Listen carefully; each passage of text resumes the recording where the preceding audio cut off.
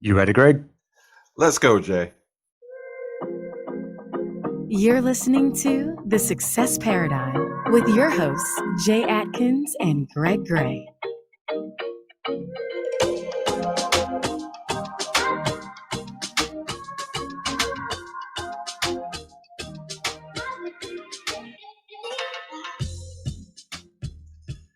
Well, Greg, these are getting more exciting as they go, man. I'm excited about today, and I know I say that every day, but this one, you guys will find out by the end why I'm so excited.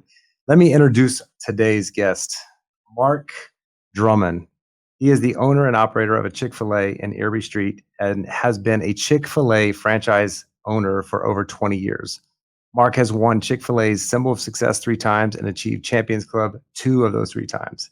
He has been married to his wife, Kim, for 29 years, and they have one son and one daughter who are twins, Abby and Austin. Now, that's his official bio. I'm going to give you an unofficial bio, Mark, because Mark does not like to talk about himself. He just likes to pump other people up. So I'm going to pump Mark up a little bit. Mark has been a very influential person in my life personally. And I try to bring people on here that have had that effect on my life too. But I was just a young 23-year-old starting out at a venture I had no idea about at the Waffle House. And Mark was my boss. And I got to spend a lot of time with Mark. Mark had me in his home just about every single night for dinner because I was there by myself for a while. We played basketball probably 5 days a week. And we had umpteen mentor conversations. And Mark just pours into people, especially youth. And I believe that my success has a lot to do with meeting Mark. And I think if you talk to a lot of people that have come in the same path as Mark Drummond, if it was in college or if it was at the Waffle House or Chick-fil-A or people that work for him, I think a lot would say the same about you, Mark. I know you don't like to talk about yourself, but to me, you are an amazing human being, an amazing man that I'm so lucky to have met and stayed in contact with and to be able to share our successes along the way. And I just, before we get into this, I just want to say thank you so much for taking me under your wing at a very young age and being such a major influence in my life. So I want to thank you for that. It's absolutely my pleasure, Jay. And so here on the podcast of Success Paradigm, what we like to talk about most is the story. Most people see the glory. Most people see, the success at the end of the rainbow and just assume that it was an easy journey. What we like to talk about is the story to get there. And what I want to do, and I know a lot of your story because I've stayed in touch with you, but a lot of people might not know your story. And it might be you want to start it when you played college football. It might be when you were in high school with your parents. Wherever you want to start that story, because I know part of your story was not the perfect beginning, but you turned your story into something that was absolutely amazing, and you left that with your children too. So what we like to hear in the story is some of those failures, places that you failed that actually made you better and made you fail forward, and what made you who you are, made you the person that you are today. So wherever you want to start in that story, Mark, we'd like to hear where that story started for you. Sounds good. I'll start with birth. I was born in Rocky Mount, North Carolina. Was there until age 5, moved to Florence, South Carolina. My dad was, and I don't know if you know this, Jay, he was an insurance salesman. He worked for Metropolitan Life. It's actually now MetLife, but he was a regional vice president for MetLife. And so when we moved to Florence, we lived in the city for about 5 years and then moved to the country. My dad bought a 80-acre farm. It had cows and hogs on the farm. And, we planted soybeans and corn. And so I learned real quick what hard work was all about. My dad was a Marine. So he raised me in that environment. All 4 of us. I have an older sister and 2 younger brothers, and super, just strict. Yes, sir. No, sir. Yes, ma'am. No, ma'am. If I ever said yes to my mother, it was trouble. So it was, I was really just a very strict growing up. And then, so I played high school baseball and football. and was fortunate enough to get a scholarship to play football in college at Newberry College, a very small school. I had dreams of becoming an NFL football player. I was 6'1", 240 pounds. I mean, I was a very big man, played tight end. And, I found out very, very quickly that, you got aspirations to be a tight end in the NFL. You don't have a chance. So I just learned real quick. My wife is from Florence, but we didn't date in high school. And she came to Newberry as a cheerleader. We met there in college and, started dating in college. And she was a cheerleader. I was a football player. We both graduated from Newberry College. And she moved to Charleston and I immediately moved to Charleston. We got married, went through a series of jobs that, a car salesman. I sold computers and fax machines. And I told my wife after about 2 years of marriage, I said, Kim, there is, a lot of things that I can do in this world, but I really think that I can, excel in the restaurant business. I used to work for Domino's Pizza, Pizza Hut. And so I said, 23 years old, I started delivering pizza for Pizza Hut and Domino's. And, that put food on the table. It actually helped pay the bills. But then I had a very, very good friend from college that worked at the Waffle House. And he said, Mark, what do you think about coming to work for Waffle House? It's a great opportunity. Upward mobility is very quick, very fast. I said, let's do it. So I went to work for Waffle House and moved about 3 or 4 times. And during that time had my kids. My kids were born, twins, Abby and Austin. And, I worked, as you very well know, Jay, with your background with Waffle House, 24/7, 365. We even had a hurricane come through Leland, if you remember, Jay. We couldn't even find the keys to lock the door because once you open a Waffle House, it never closes. So we had to call a locksmith and bring them in and make us a key for the door. So, but just a series of working at different restaurants and then Waffle House, and then great opportunity to learn there. And then had the opportunity by a very good friend of Jay's and ours, Ken White, encouraged me, Mark, if you're going to stay in the restaurant business, you need to be with the best restaurant out there. And he felt, and I felt, and still feel that way. Chick-fil-A is the top-notch restaurant that I wanted to be with. And so been there for 21 years, going on 22, and just very excited about what the future holds still. Wow. So I have to tell you, when you were talking about that, Mark, when we do these podcasts, there's almost no telling what we're going to say next. I have to tell you, even before we came on, I was thinking this guy looks kind of like a young Truett Cathy to me. I don't know what it is. Must and be when the you bald say head. it could be that, well, I can relate to that. So we're going to have to do some research, Jay, and dig down because Waffle House has been a fertile ground for people that are doing some amazing things here. So, you mentioned that, you did a couple of jobs, sold cars and did a couple of other things. And you mentioned putting food on the table, when you were, I guess, a delivery guy for Domino's, I think you said. That's correct. So how old were you then? Well, Probably 23 or 24. Definitely Okay. had already graduated from college and married for a year and a half, and had to find a way to make income. And Yeah. I was a hustler. I could make $100 a night, and 25 years ago that was a good bit of money. So I had to really, really hustle to make ends meet. Being newlywed, living in Charleston, South Carolina. So yeah, it was an absolute struggle. I'll never forget, in between jobs at one point, I was actually moving railroad ties. So literally 12 hours a day, picking up railroad ties and moving them and stacking them. And so super hard work. And I came home and my dad traveled to Charleston to see my wife and I and my mom. And he walked in and he said, son, what are you doing? You went to school to get a college education and, and you got that education and now you're working yourself like a dog. I had creosote all over me and I just looked like I'd been, just literally working all day. And so He said, "What are you going to do?" I said, "Dad, I got a plan," and that's when I went to work for Domino's, and the rest is history as far as the restaurant business. So, Well, that part kind of resonated. The reason I kind of gravitated toward that is because uh, and there are a lot of young people that watch the podcast as well.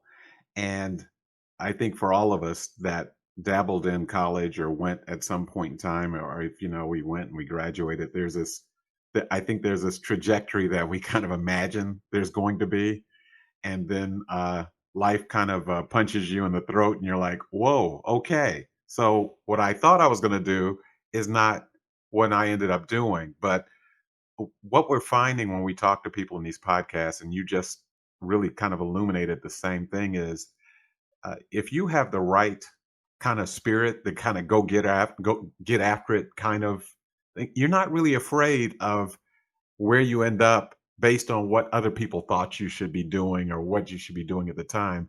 Because if you can grind, you know that you can find your way to that place. And so that's a huge takeaway I mean, right off the bat from you that I'm getting that um, if it doesn't matter where you thought you were going to start. It is a matter of, okay, so how am I going to apply myself? How am I going to dig in? How am I going to make I'm imagining Mark Drummond walking around with a hat that says the best domino pizza delivery guy in the United States of America, even though there's no such hat, but that's kind of the way you were carrying yourself because you knew something was on the other side of it. So that's how you grind. And that's a big part of how you get started in this thing. So that illuminating. Thank you very much. Didn't see sure. it going that way. So yeah, Waffle House, Domino's. There's more to this story, though. I know. So, and Jay is chomping at the bit because he knows some of this stuff. So He really does. He knows more than I wish he knew. That's a true statement. So I didn't. That's what I love about these podcasts is because actually we never had the conversation of childhood, and I didn't know that your father was a Marine like my father, and like you were raised the same way. So a lot makes sense that we kind of connected back then, thinking about the way that our fathers kind of drove us and had that drive in us. So that's very, very interesting to hear that part of your life. But what I want to hear is along the way, even when you were in high school or football or in college football or even Waffle House, where were the failures that made you better? Like what failures did you have that made you the person that you are now at Chick-fil-A? Because like Greg said, I mean, it was great training ground for us at Waffle House. Like I learned a lot of what not to do from there, as much as what to do from people like you and John Dowd and all the people that we had in our upline of management. But what kind of failures did you have in football? Because I have this picture in my head of having a father that was a Marine, because I had one, and making him proud playing football was one of those things, like being the best tight end. And now I understand why you wanted to race me all the time. I didn't know you played tight end. So the 40-yard dash is really important when you're a tight end. Now that everything comes together, because Mark always wanted to race and was always talking smack about beating me in racing. So everything is coming together now, and it all makes sense. But what kind of failures did you have, Mark, when you were playing football and or in even a Waffle House, maybe that I didn't know about that made you better as a father and as an operator of a restaurant? So, as far as football is concerned, you have these dreams of playing football all your life. You want to be in the NFL, and you have scholarships to potentially play at a big school. I chose a small school, Newberry College, very small. Probably hadn't even heard of it, but I go down there as a 18-year-old kid, and I find out very, very quickly that you're not even going to start. You're going to be on the scout team.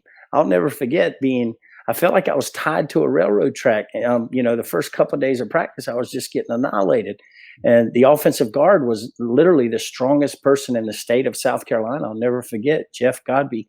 And that was, Carolina, Clemson, and South Carolina State, all these other Presbyterian, Furman, all these other schools in the state of South Carolina. And he was literally every single play just eating my lunch. I mean, I literally got beat up every single day. So needless to say, I was redshirted my freshman year. And it was like, man, do you really want to do this football thing? You came here as a actual high school star. You were all city, all region, all everything.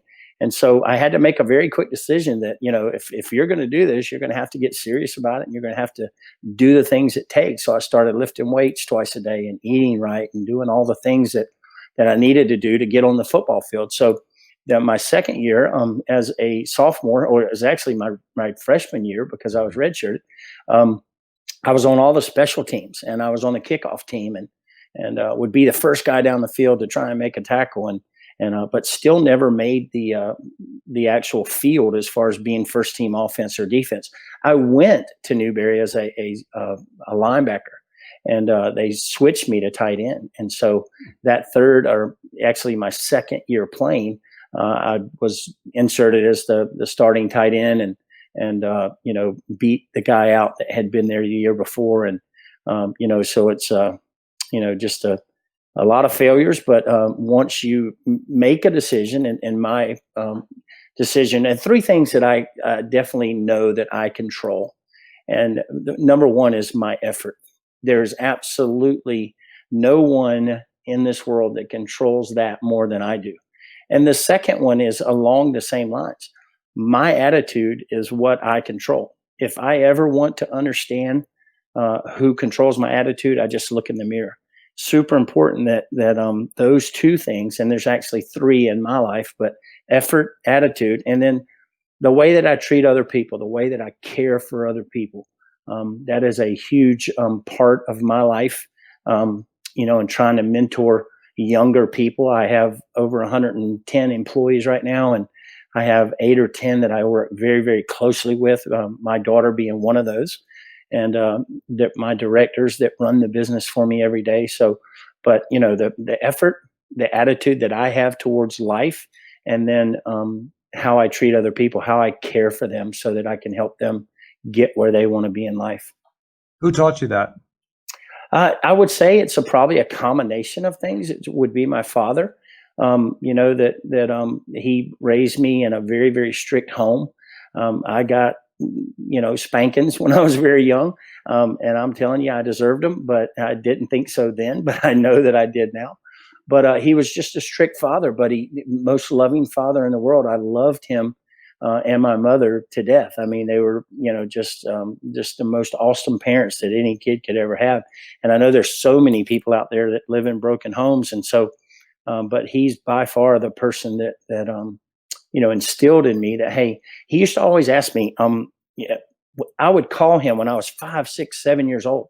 Back then it's a landline, and I would call his office, and he had, 4 or 5 secretaries. And I said, Dad, how are you doing? And he would respond to me. He said, I'm doing great, son. How are you doing? How is your PMA? I'll never forget that as long as I live. Positive mental attitude. How is your attitude in life? And so at a very young age, I absolutely took hold of that, PMA. And even till Khalid, till he died 3 or 4 years ago, he would always, if we were talking over the phone, said, hey, how's your PMA? And he never said that to any of my brothers and sisters that I'm aware of. But for some reason, he always asked me, how's your PMA? And positive mental attitude, you totally control that, son. So I'm a very positive person there. I have a saying, I actually have a cup here in my office. I don't want to reach and get it right now unless you want me to, but it says, I've never had a bad day in my life. People ask me, how are you doing today? And I've never had a bad day in my life. It wouldn't pay to have a bad day. So wow. It's just one of those things that I've lived by, just to say, I'm in control of my attitude. There's no one else in this world. They can say and do anything they want in a negative way towards me, but I can tell you that, I'm going to have a good attitude towards everything in life. So,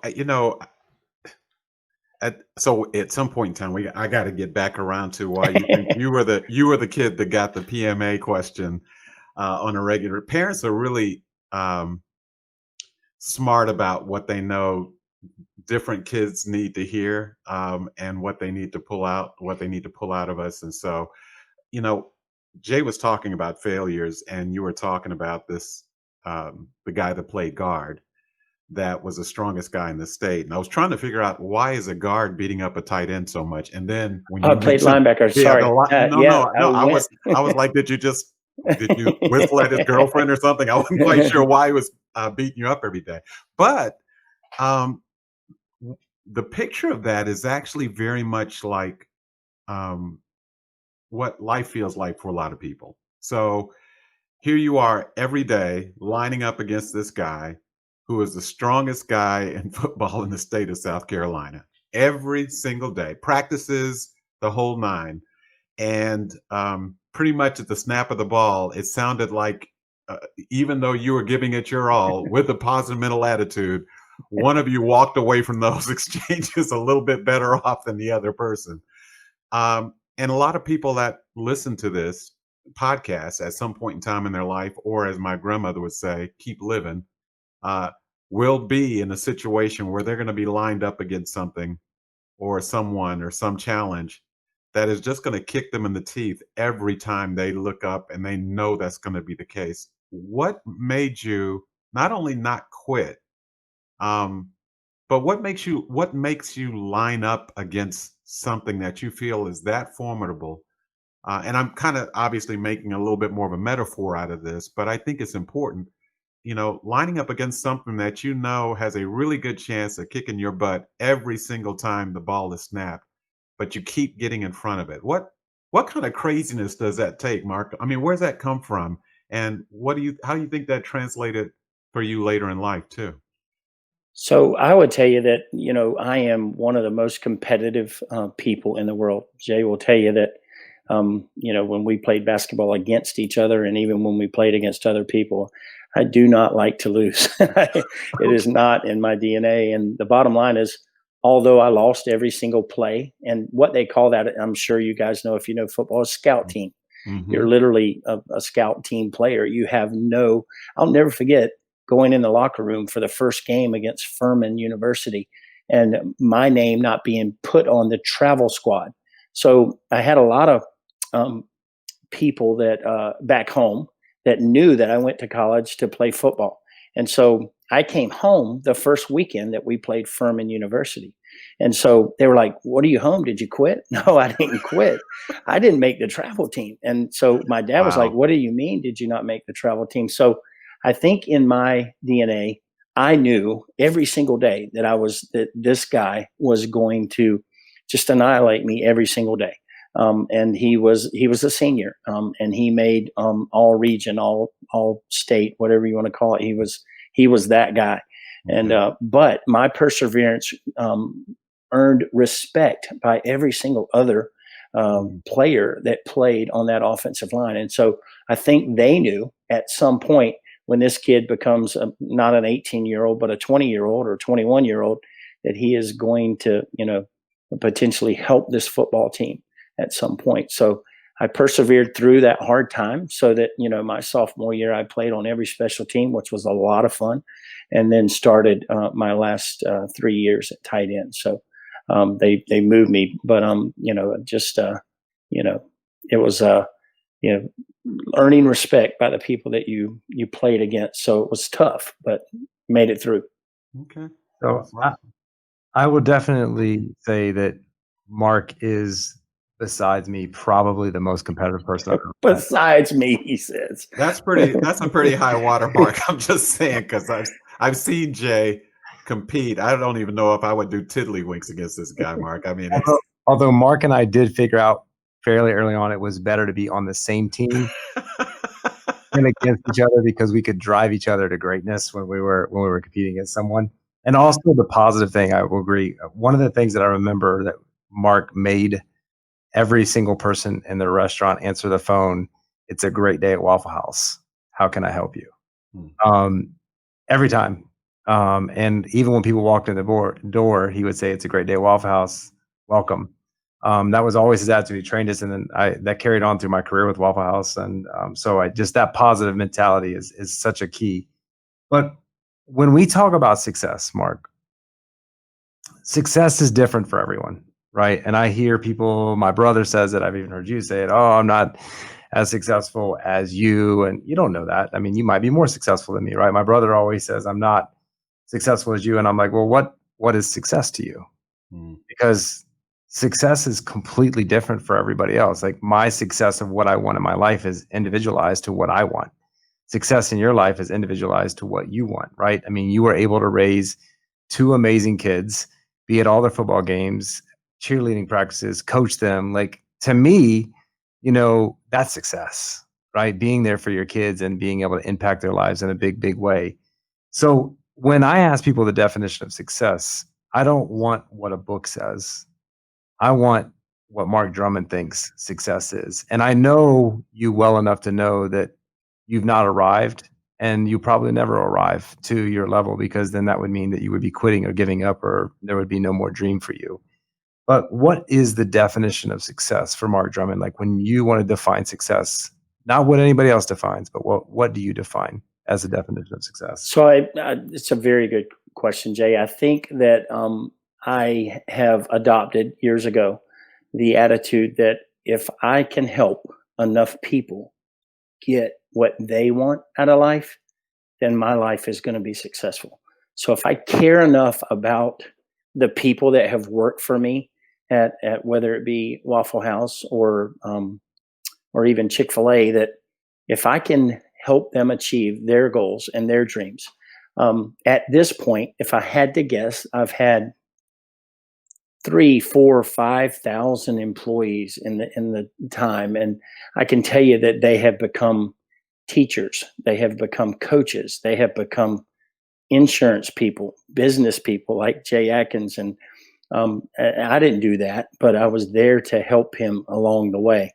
And so, doctors, lawyers, I've had people that are now FBI agents, and so as a 18-year-old kid, when you're able to take that young person and for the next 3 or 4 or 5 years through college, point them in the direction, but to become a better leader, they can make a difference in the world. So success for me is to try and help as many people as I can to reach the goals and the dreams that they have in their life. And so if I do that enough, I think that I've lived a very successful, full life. Well, and that kind of aligns very closely with some of the things that I heard about you before I even met you, Mark. I know that you are a mentor to Jay and continue to be. Uh, I know you're a football coach still. It's one thing to coach your own. It's another thing to keep coaching. So we talk a lot about coaches and mentors and having a good coach and having a good mentor in your life. And usually the way we talk about it on these podcasts is, we ask, well, who's your coach? Who's your mentor? What did you learn from them? But I want to flip the script a little bit, because you clearly have been in that role for a lot of people too, and connecting your success to your ability to be a good coach and a mentor to people. So I'm looking for a coach, and Mark Drummond is in my life, and Mark is helping me. What makes me the right kind of coachable for someone like you, Mark? And I know you're going to give your time to anybody that's in front of you, but there are people that are, let's just be honest, they're just more not worthy of it, but they appreciate it more, the coachability. And so from a coach's point of view, someone who has helped thousands of people get to their careers, their career choices and their dreams, what is it that those of us being coached need to remember when we have a good coach? So another great question. I think you guys are full of them. So for me, if there's ever a person that shows the level of commitment that it takes to be successful and to be a leader, so if they show that they are committed to doing whatever it is that you ask them to do, whether it be read a book, to be a part of a group, where we actually had a book club one time. So again, if that person shows that I am the person that wants, your time, I'm the person that I have the commitment to be successful, because as we know, Jay and I have been through a very, very tough time and early on in our lives to understand what commitment is. 365 days a year, 7 days a week is tough. And, and so it took commitment on our part. And then I look for the competitive side of someone. If someone doesn't want to lose, if someone doesn't want to give up, that's who I am attracted to and want to spend time with and want to have one-on-ones with, so that I can help them to grow. So again, the commitment, and that would be, the biggest part, I think, is the commitment and the competitive nature of someone. So, what do you do though? Because I know there's times when you see it, and may have been the case with Jay. I don't know, but I'm certain that there's been people that you saw it in them before they saw it in themselves. So, there's a spark in their eye that tells you that they are hungry, that they're driven, that they want to do well, but they don't necessarily see themselves um, elevating the way you see them. What do you do to help somebody actually kind of look in the mirror and see the actual person that you see in them? So I think I've had a lot of opportunity to observe other people and their work, and I think that you can observe someone when they don't know you're looking, when they don't know you're watching, and so if they are the right person when you're not watching and when someone's not looking, I think that you can understand that, hey, this person has the ability to do more. Leadership is different for a lot of people, but I think that you can find strengths in people. Is it someone who's always at work on time? Is it someone who always gives their all? Is it someone who always has a good attitude? And so if you can find those things in people, because in business, not everybody fits in every seat of the bus the way you want them to.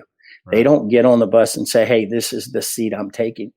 I have people that are not good in front of customers, but in the back of the house of the restaurant, they are phenomenal because they run the back of the restaurant. Maybe they're the person that handles things in the office, or is an HR type person. So you have to find what people's strengths are. One thing that Chick-fil-A has taught me very, very well is we need to know what those weaknesses are. But more importantly, if we play to people's strengths, we can make a difference in their lives. So find what their strength is. Not everybody's strength is going to be on that front counter in front of the customer every single day with the my pleasure attitude that it takes. Some people can be in the back and be just the motivational leader of that kitchen. And so again, just looking for anything in anybody as far as strengths go. So Uh, you know, Mark, I would say that, some people have gifts, and some people need to work on certain things. And I would say that one of your gifts, and maybe you could share some knowledge, and I've never asked this question before, but I think you're a great person to ask this question, is you're very good at finding what makes people tick and how you can pull the best out of them. Like me, for example, right? You figured out my language pretty quickly into the game through having conversations. And I don't know exactly what your strategy was or how you figured out who I was and how you could get the most out of me, but you did. And I think that's something that you probably do in all aspects of your life. And why you like to coach on the football field is because you see certain players. And I know you talked about looking for those things, but what else do you do to be able to figure out what makes people tick? Because I think when we talk about leadership, I mean, there's millions of books written on leadership, right? And I think there's probably, hundreds of millions of bad leaders out there, even though there's bunches of books. And I think, to be successful in life, you need to figure out this attribute that you naturally have to pull the best out of people. What do you think that is? Like, what is your process when you're kind of dissecting someone to figure out, okay, how can I push this button and this button and this button and unlock their potential? So the process that I take to try to read someone is just anytime that I meet them for the first time is to, I have this saying, tell me your 1 minute story. Tell me who you are. Tell me, about yourself. Tell me your life. And literally most people, when you ask that, they go through about a 15-second, here's who I am. And so for me, it has always been relationships. It's always been getting to know that person and asking questions over and over and over again about, what interests do you have? What hobbies do you have? And so I think for me personally, it's that every single person that works for me at Chick-fil-A has been asked that question. Tell me your 1 minute story. And then, finding out what makes them tick. I don't think it was hard for you, Jay. I said to you in the past, you were an absolute racehorse. There's, also you have mules that you have to kick and point in the right direction. But for you, Jay, and me, it was very, very easy to just, motivate you by asking you why, well, what are you going to do? Instead of letting you make excuses and tell me all the things that we knew were already wrong, is to ask you, Jay, what are you going to do? We can sit here and talk about the problems all day long. We can talk about all the things that are helping or holding us back. And, but we need to understand what we're going to do or what you're going to do to fix this. So that is a question that I ask even my kids when they were very, very young. I would ask them, so what are you going to do? And let them figure out and really think about that. And Jay, the one person that kind of instilled that in me way back at Waffle House was Craig Golden. I would cry to him, how bad and how tough things were. But the bottom line was he would always ask me, what are you going to do? So I learned that from him. And I have literally tried to make that a part of my life every day, is to find out about people, ask them on a daily basis instead of just walking by every day, that I'm at work with them, and say, hey, how are you doing? Or, you had a birthday yesterday, you got a birthday coming up, or something along those lines. And just spending time with people so that you can learn who they are. And then, using that phrase that I've always used in leadership is to, what are you going to do? Well, one thing that I think you do, the reason I ask you that question is you are a great leader by example. And I think that's what motivated me the most. I remember specific situations when I was still learning how to flip eggs and manage the grill and do all of those crazy things at Waffle House. Your thing was always, you can't lead people unless you're the best at what you're leading them at doing. And I think that's one of the things that you get into people and tick, is you show them exactly how it's done, and you don't just tell people, but you show people this is how you do it, and you do it. And then I think you do a great job of explaining why you do it this way and why it's going to help you get to your goal or get the result that you're looking for. So I think that's another thing that you do, is you always led by example. I mean, you always made me feel like we were equals when we were working together. I never felt like you were my boss. I just felt like you were someone that was, teaching me how to be better.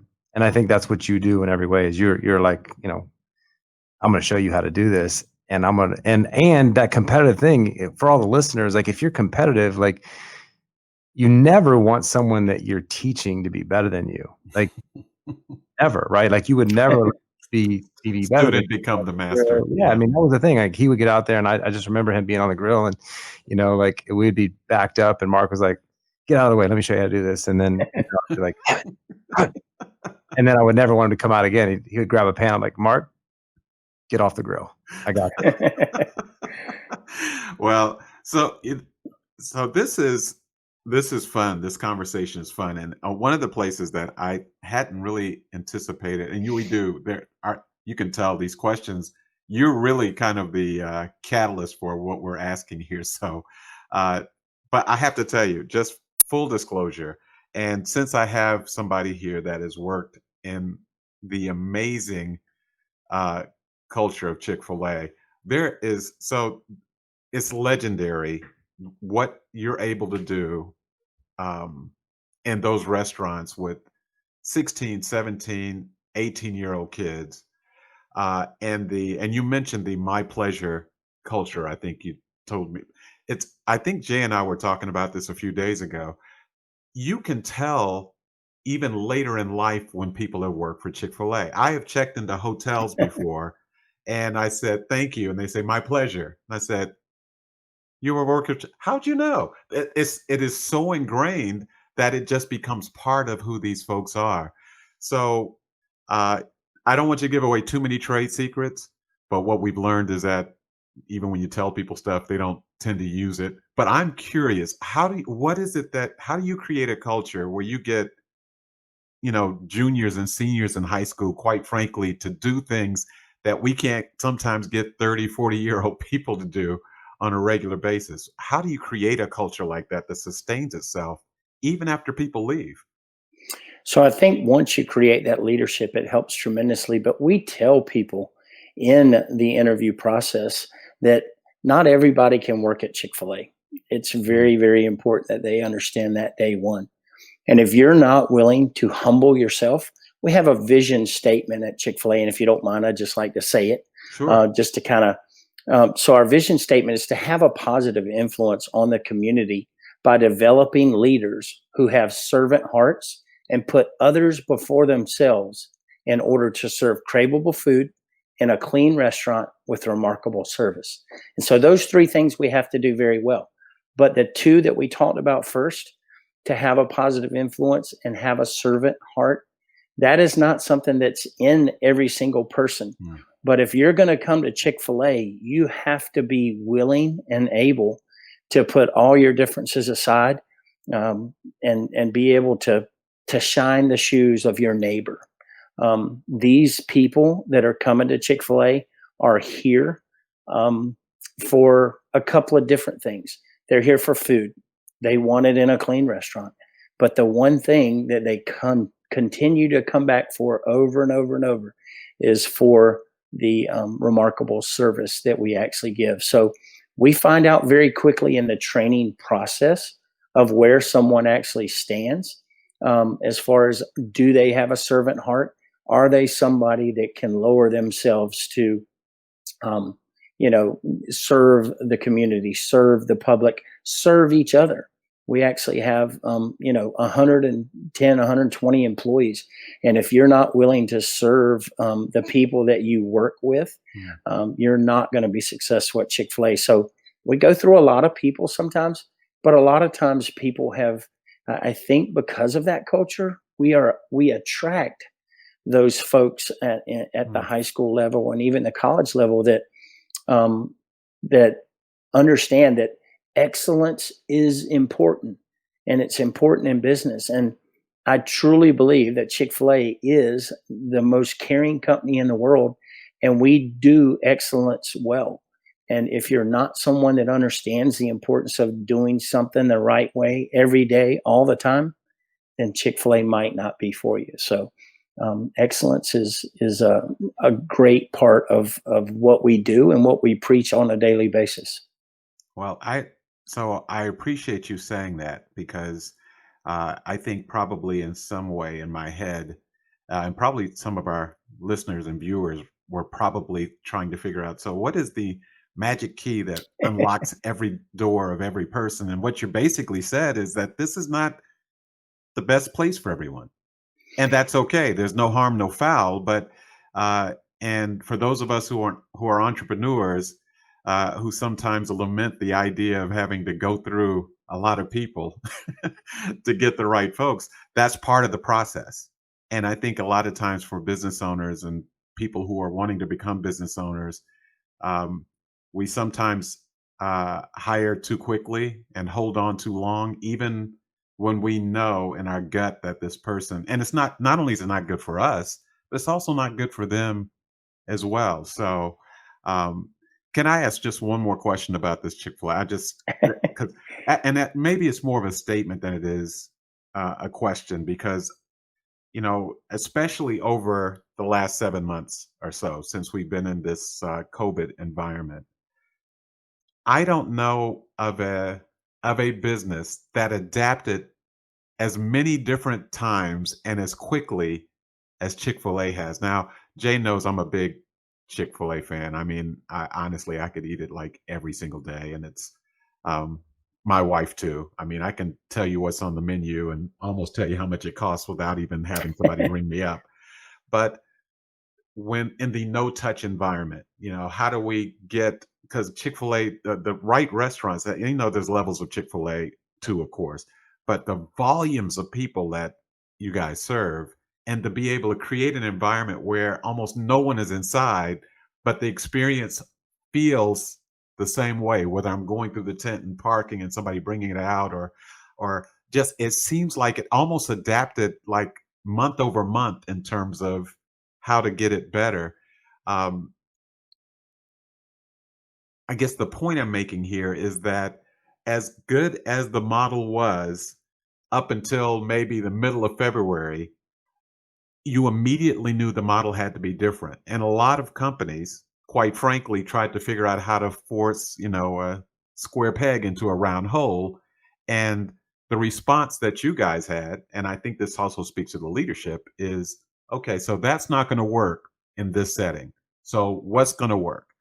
And it's just, miraculous is a big word, and it maybe is a little overstated, maybe a little hyperbole, but just this weekend, I passed by. I was like, "Oh, that's going to take too long," and I pull in anyway because I got to have the waffle fries. and and sure enough, I'm moving right through, and these 16-year-old kids are talking to me. How can I help you, sir? And I'm so happy you're here, and it's just so it's doable. And I think we give ourselves a lot of excuses when we're on that path toward trying to get to success. A lot of excuses as to why these things can't happen. It's not magic. It's not a unicorn. It's process, it's thinking, it's leadership, it's the right people. So thank you for focusing on that, because that's a big part of what gets you there. You got to have the right people in the right seat on the bus. Thank you, Craig. I can tell you that, COVID affected each and every one of us. But something that I'm proud to be a part of as far as Chick-fil-A is concerned is a great leadership team at our support center in Atlanta.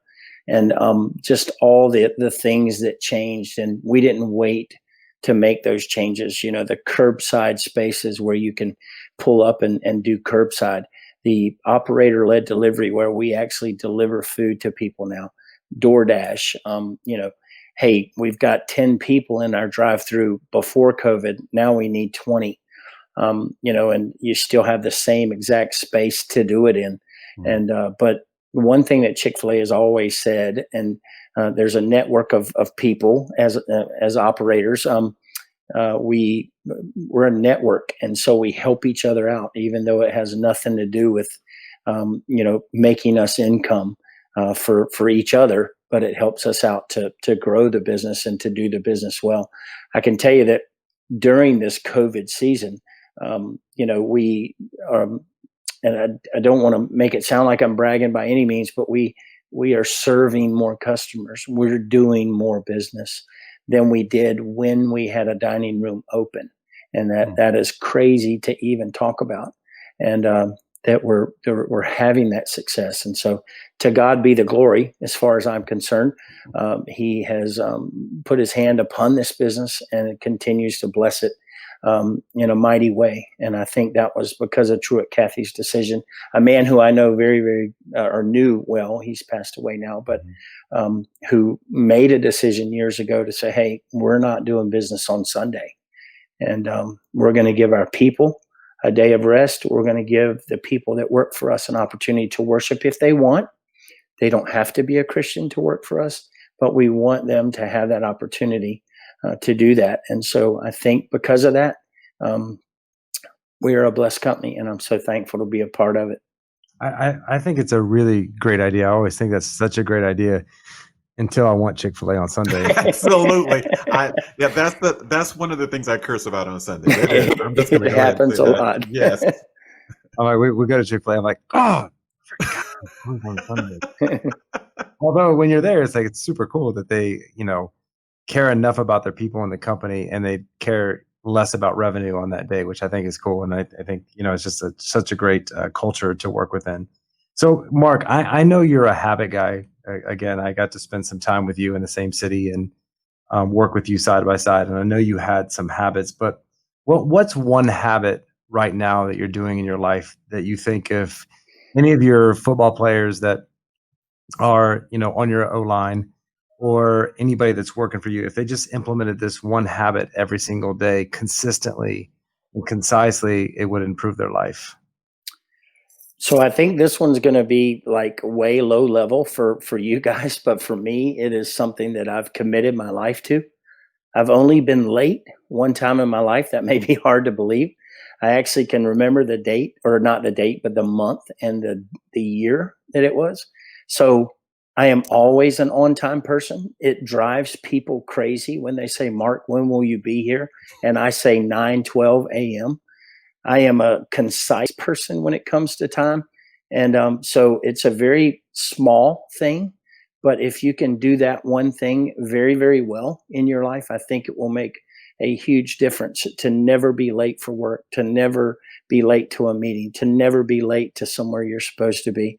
So I know that's very small, Jay, and I could probably come up with something else. But for me, I love, because I remember that lesson. I lived, I, having a Colombian wife, it's really, really difficult to be on time when she is in control of the situation sometimes. But it does drive me crazy. And I remember you saying the exact same thing, because I was late to work once, and you pulled me into the office. And a Waffle House office is the size of, I mean, you can't really even fit a chair in there. It's 4x2, Yeah, 4x4.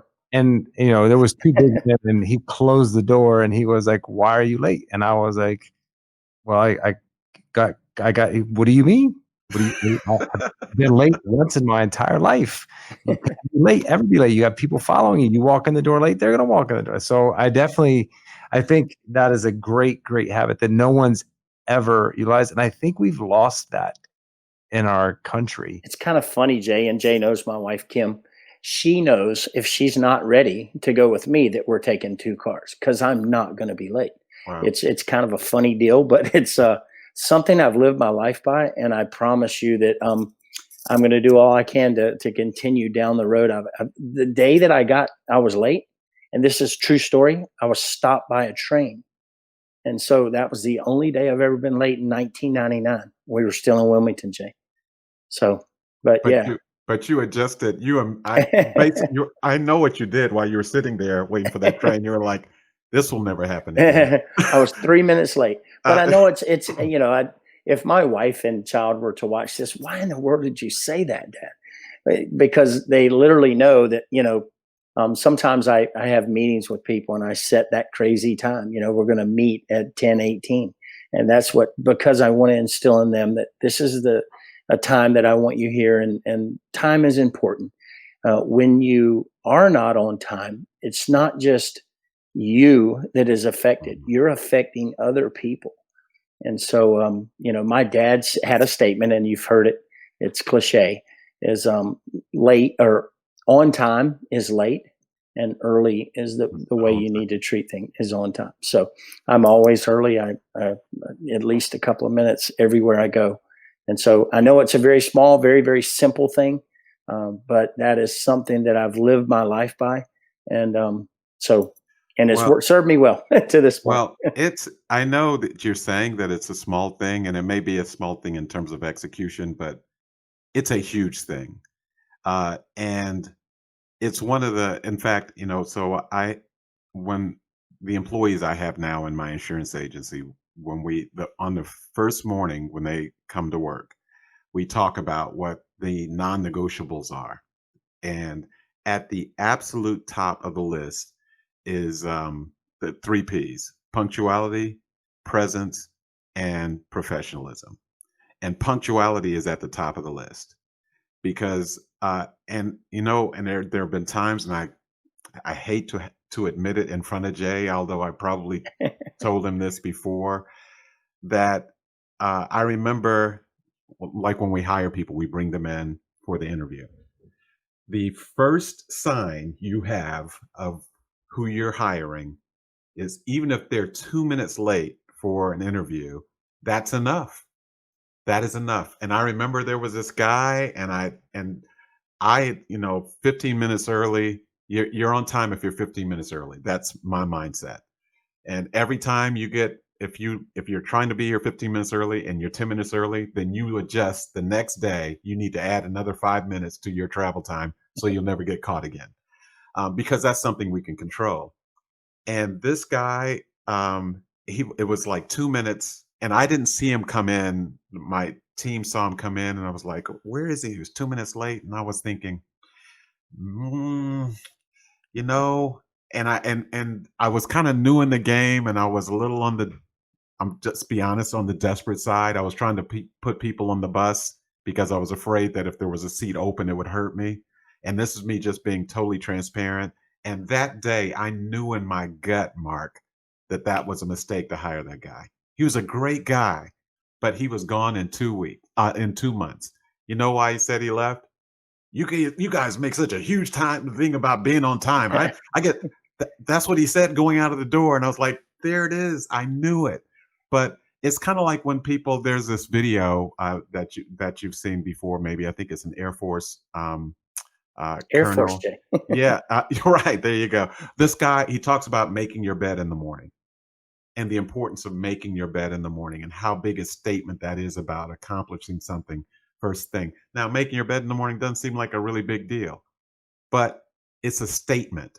And being on time is a huge thing. So I'm glad you mentioned that. And I'm low key hoping that every potential prospective employee I ever interview gets a chance to watch the podcast. I'm like, watch that one. That will be the one. So So, thank you Greg, for just real quick, that. Yeah. I have in my life done a lot of interviews, and now we do what's called group interviews. Right. I don't hire at Chick-fil-A anymore, but I have a group of people that do, my HR folks that do the hiring, do the training, do the paperwork, and all it takes to do that.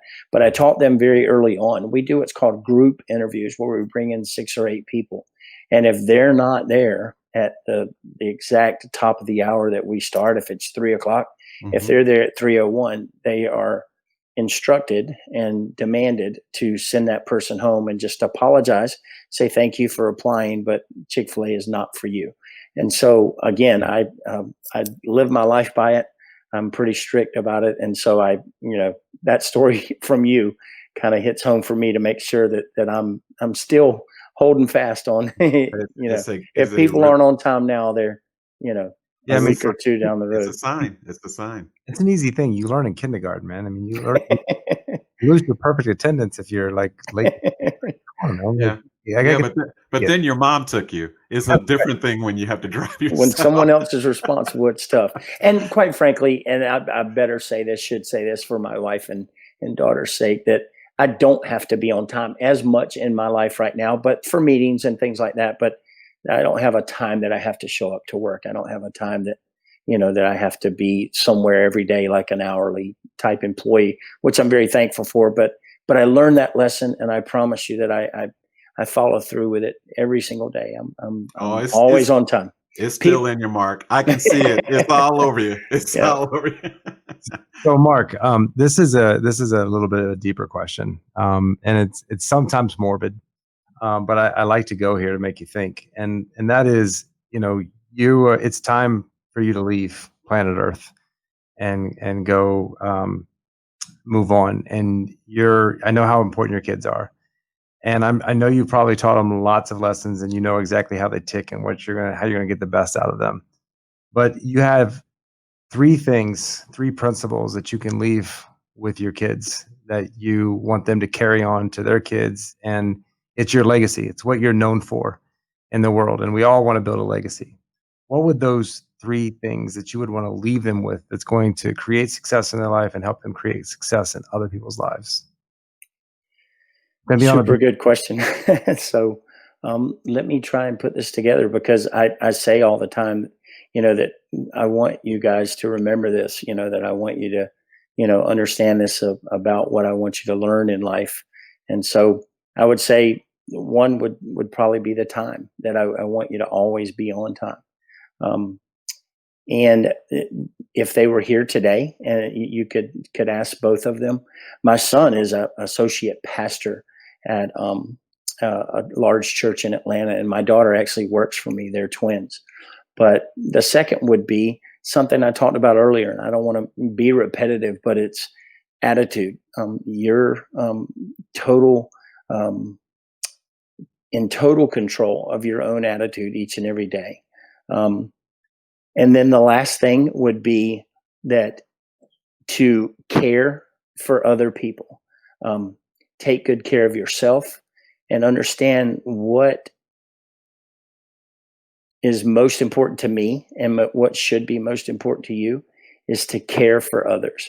So be on time, have a great attitude, and care for others. I know that it's kind of repetitive from earlier. I talked about 3 things that I can control, and I try to do them very well, and that's effort, attitude, and how I take care of other people. But I would say that, hopefully one day, when my funeral happens, that they can say, hey, Mark was a positive person. You would never see him down. You would never see him have a bad day. I literally have that cup sitting 2 feet away. And so those, be on time and then care for other people, because if you care for other people, you can help them be successful. And then, that's what leadership's all about, servant leadership. So I want to get in your head for 1 second before Greg pipes in here. I'm your son, and I'm only saying your son because I'm a man and you're my father. And I'm getting ready to go and play high school football. And you're going to sit down with me and you're going to have a Mark Drummond conversation like you had with Jay Atkins at the Waffle House. Let us inside that conversation before he goes to his first tryout to make the team. What's the conversation look like from you to him? Father, Wow. because you're going to be the hardest on him. I want to hear exactly what you would say to get him prepared. I would say, son, life is hard. Life is not easy. There's nothing that's going to be handed to you. And for you to go and try to play this football game or this tryout, I don't know if he's headed to a game, Jay, that it's not going to be easy. But give all you have to the glory of God. Do all you can to accomplish what it is that you're trying to accomplish. My son was a very good athlete. He chose not to play college baseball. He chose not to run track in college. He was super fast, faster than you and I both were, Jay. But so he could run like the wind blows, as far as Scum says. But he really could, run with the best of them. He was very fast. But so I would just tell him, son, if you're going to a football game, give it all you have. There's just no sense in leaving anything when the game's over. Give 100% every single play. If you can do that and you can walk off the field at night, or quite frankly, if you can crawl off the field at night, it would benefit you and your team. I think, and we haven't talked a whole bunch about my coaching. I coach baseball and football, and I've coached for 15 years. If I was not a Chick-fil-A owner-operator, there is no doubt in my mind I would be a coach, because I think, and quite frankly, football in particular teaches a young person more than any other sport perseverance. It teaches them that life is hard, right? So when you finish playing football, because believe me, you're going to finish at some point, whether it be professional or high school or college or whatever, that there's going to come a time where their bills are due and you get in an argument with your wife, when work is hard. And so football teaches you to push through, to go that extra mile, to do whatever it takes to be successful. When you can't run one more sprint at practice, run one more. Again, football for me teaches in my case, at the high school level, a young man to become a man. And so I love the coaching. I've approached my life around coaching. I run my business around coaching because I truly believe that, the game of football, unlike any other sports, because I love baseball, I love basketball, and I know Jay loves basketball. Chicago Bulls, by the way, at least back in the day. Michael Jordan. That's right. Go. So, but I think that one sport alone teaches a young man that when I don't think I can do it, if I try a little harder, I can, and so it gives you that, it gives me chills thinking about it. that, you have young men every single day. I walked off the football field 10 minutes before I got in front of you. This shirt that I'm wearing, I put it on right when I walked in my office. I have a T-shirt over here that's soaking wet from football practice today. So, but I love the game, and I love it so much because of what it does for young men and what it teaches young people. So, uh, Jay knows me really well because he could tell I was gearing up to say something else. But I'm gonna actually surprise Jay a little bit, because one of the things that he does an outstanding job with at the end of every one of these podcasts is kind of a list of the takeaways. And I'm, with Jay's permission, and really even without it, it doesn't really matter that much to me. There was something that you said just before you were talking about coaching that I wanted to make sure that I elevate. Well, two things actually. One is that I really appreciate your humility. So, virtually everything you've talked about, Mark, you say, well, it's probably not a big thing. It's probably simple. It's probably not, it doesn't seem like. So you round down a lot when you speak of these things that I think are very powerful things. So I appreciate your humility. But I also want to make sure people don't miss a couple of things that you said. So I'm going to lead with this as I've never done a single takeaway like before Jay goes through his list, but there is a big takeaway in what you said a few moments ago about being repetitive. You said, well, I said this earlier and now I'm saying it again. And I know it kind of sounds kind of repetitive, but what we continue to learn from the people that we have been blessed to have on this podcast is, you can call it repetitive. I see consistent. And I think there is something that's very powerful about the opportunity to get to that next place in life, wherever you are, is about keeping it simple and being consistent with it. So I can imagine, because when you were talking about how you mentor people and coach them and what you look for, it's always about, there's always the people part of that. There's always the caring part of that. There's always the attitude part of that. There's always the effort part of that. And it's been part of every single thing you've said. It's been woven through all of that conversation. So I'll take that repetitive, Mark, because I think excellence is about, being able to be consistent at doing that thing, those things that are important to you over and over and over again, not just in our workplace, not just in the places where we get a chance to hang out and have fun, whether it's coaching or golf or basketball, but even at home. That if you can just be consistent and being that person that you are everywhere, is easier actually than having to have the Chick-fil-A Mark, the coach Mark, the dad Mark, the husband Mark. That's too complicated. So I really appreciate the consistency and the simplicity in what you've shared. And I think that's a big part of why you're successful. So you may think of it as repetitive. That's okay, because you're a humble guy. But what I hear is, stick with the things that work and apply them everywhere in your life, and you will, the fruits of that labor will show itself to you. So that was one of my biggest takeaways. I know Jay has a bunch more, but I wanted to make sure I gave you a little shine there, Mr. Drummond. I appreciate that, Greg. Thank you so much. That's really how I feel about it. And I think, what you hit on there is, and you keep saying this, Mark, success is simple. It really is. And that's what really a lot more complicated than it is. It's really simple. And you're like, hey, it's simple. It's simple. It is simple. But you got to do these things, Right. and little things, and they every day. Every day. Exactly right. I mean, just stick to those things. So one last question before I do a recap.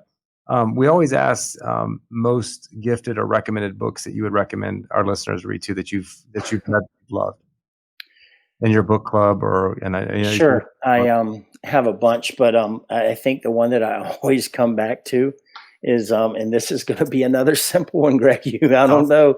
I'm a simple person. I tell you, it's How to Win Friends and Influence People. Dale Carnegie is just a phenomenal book for young people when they're first learning how to relate to other people, how to to be an influencer of other people. And so that one book is something that we require for our leaders to read at Chick-fil-A. They have to actually go through and read that book. So I'm reading a book right now that's pretty awesome. Is Leaders Eat Last.